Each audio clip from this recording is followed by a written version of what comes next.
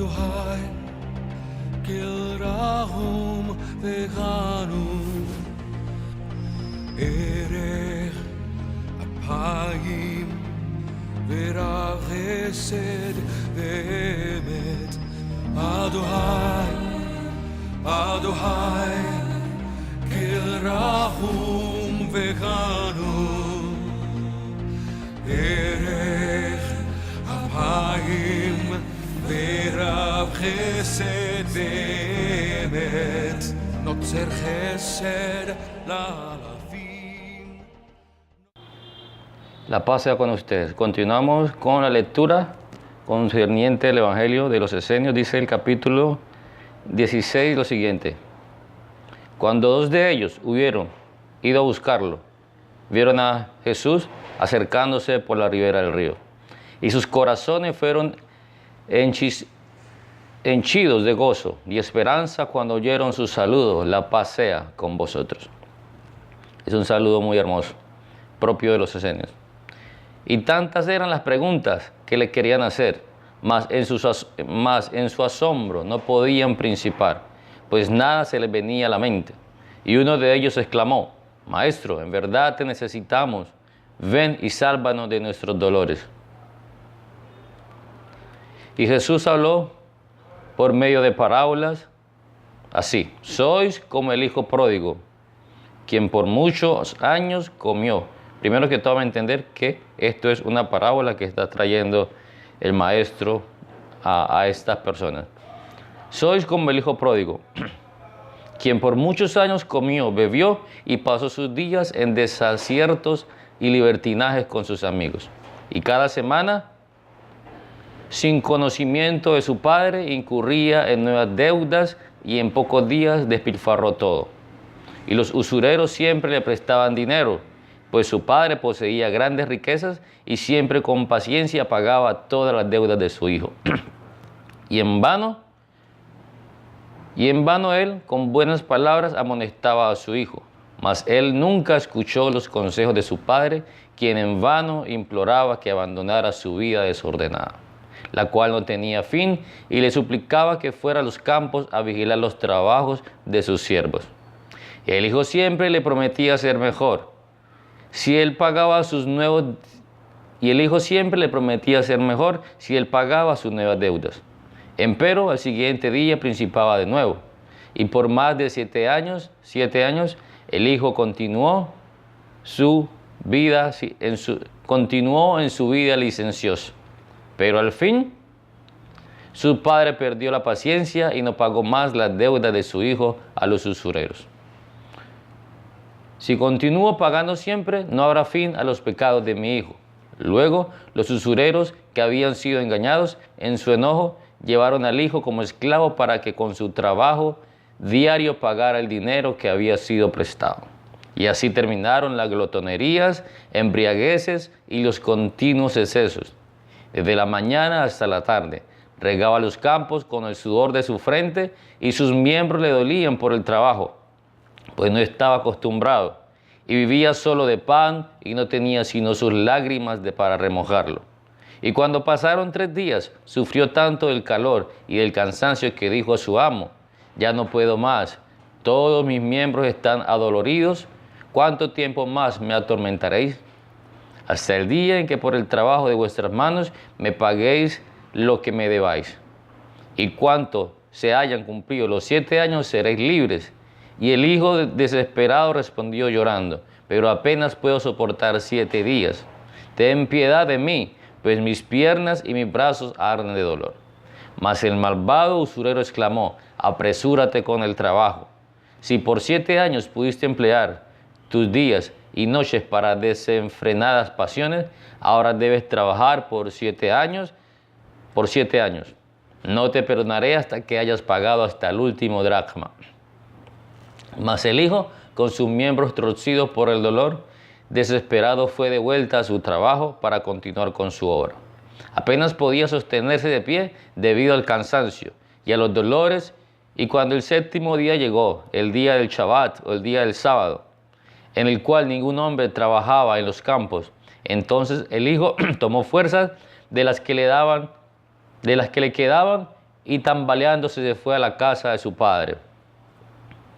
Y arrojándose a los pies de su padre le dice: Padre, creedme por última vez y perdóname todas las ofensas hechas contra ti.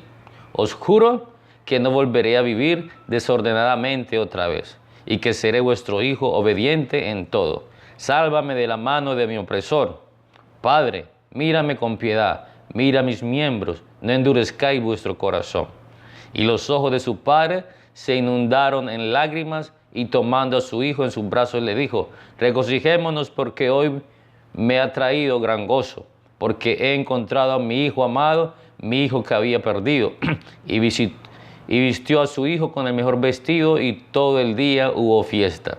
Y al siguiente día dio a su hijo un saco de plata para que pudiera pagar a sus acreedores todo lo que les debía. Y cuando volvió su hijo, le dijo: Hijo mío, ¿veis cuán fácil es contraer deudas por 7 años con una vida licenciosa? Pero su pago con 7 años de trabajo es difícil. Padre, es en verdad difícil aún en 7 días. Por esta única vez os ha permitido pagar vuestras deudas en 7 días en vez de 7 años. El resto se os ha perdonado. Pero ten entendido, en lo futuro no contraerás más deudas, porque en verdad os digo, nadie sino tu Padre perdonará tus deudas, porque sois hijo. Porque con todo eso hubierais tenido que trabajar durante 7 años según manda nuestra ley. Padre mío, en lo sucesivo seré tu obediente y amante hijo, y no incurriré más en deudas, pues sé que pagarlas es difícil. Y se fue a las propiedades de su padre, y pasaba los días vigilando a los trabajadores de su padre. Y fue considerado con sus obreros. Jamás les hizo trabajar en exceso, pues siempre recordaba lo duro que había trabajado. Y pasaron los años, y las posesiones de su padre aumentaban más y más bajo su dirección, porque la bendición de su padre estaba sobre su trabajo. Y poco a poco devolvió a su padre 10 veces más de lo que había despilfarrado en los 7 años. Y cuando su padre vio que su hijo dirigía bien a sus siervos y administraba sus posesiones bien, le dijo: Hijo mío, veo que mis posesiones están en buenas manos. Os doy todo mi ganado, mi casa, mis tierras y mis posesiones. Todo será vuestra heredad. Continúa prosperando para que así yo tenga gozo en vos.